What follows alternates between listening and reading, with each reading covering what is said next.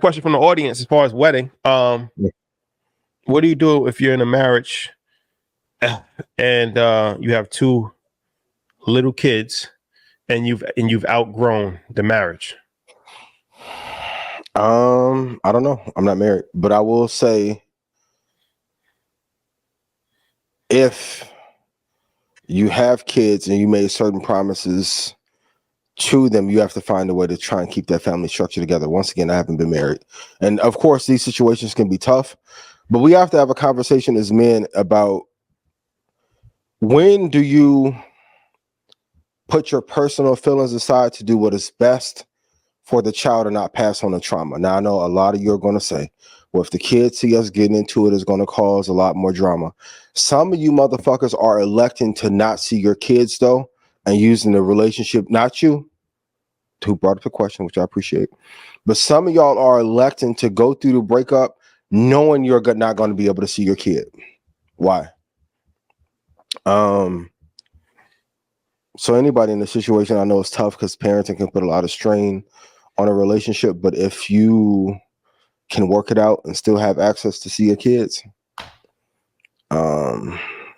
you know, and whatever caused the relationship to be pulled apart, or you guys outgrew each other, like, you guys probably knew that beforehand, but what do you think? What do I think? Okay, so what do you do when you're in a marriage that you have outgrown with two little kids? What do? You get a divorce. That's what you do. You want to try and work it out? Well, being that it's outgrown, I would assume that you've tried to work it out, right? I would assume that you've tried. Of course, you want to try to go to therapy.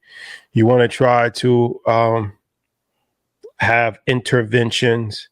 You want to try to have a getaway to talk about things. But when I hit outgrown, yeah, that lets me know that two people are not on the same page. Once we're not on the same page, it becomes very difficult to get back on the same page. Not impossible. What should be done on a weekly to keep the relationship on the same page? And also, too, on the therapy, do the therapy while the shit is good, not while everything's in shambles and it's 4 years or 7 years of misery. Yeah, for sure.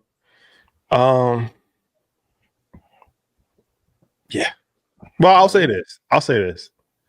It's better to leave a toxic relationship than to try to salvage something that is miserable. You only live once.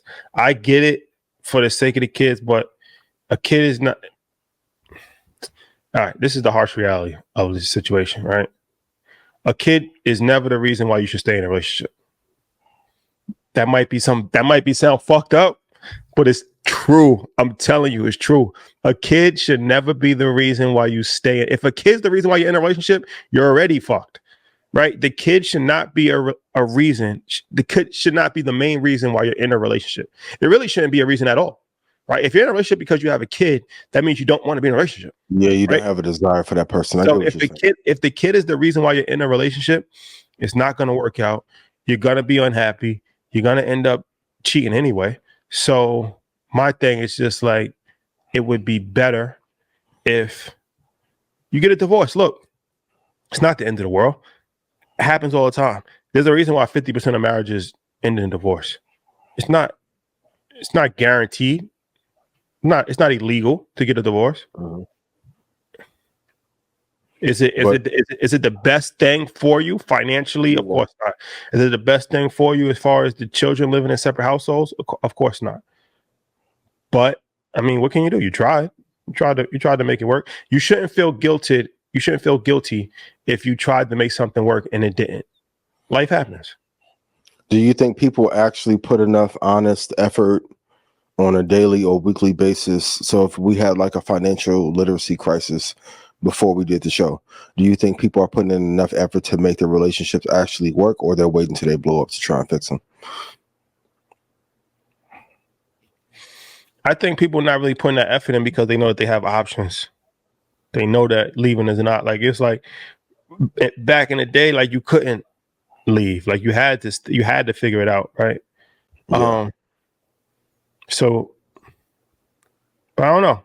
I just feel like I just would hate for somebody to be in a toxic, miserable, sad, depressed. Life's too short for that. Like, I feel like, I don't know, man. Life's too short for that. I understand that you're trying to do the right thing, but you got to prioritize your mental health. That's true. And also too, not for this particular brother, but fellas, like, you have to stop coercing people to stay with you who may not want to stay, or lying to them knowing that's not who you really want. It's going to create a big ass bill for you and a bunch of headaches for you. Like, a lot of times a guy will know going into a situation he doesn't want that person, but because he's not where you want to be, he's going to settle for that person. You just got to just wait and glow up, man, and get who you want.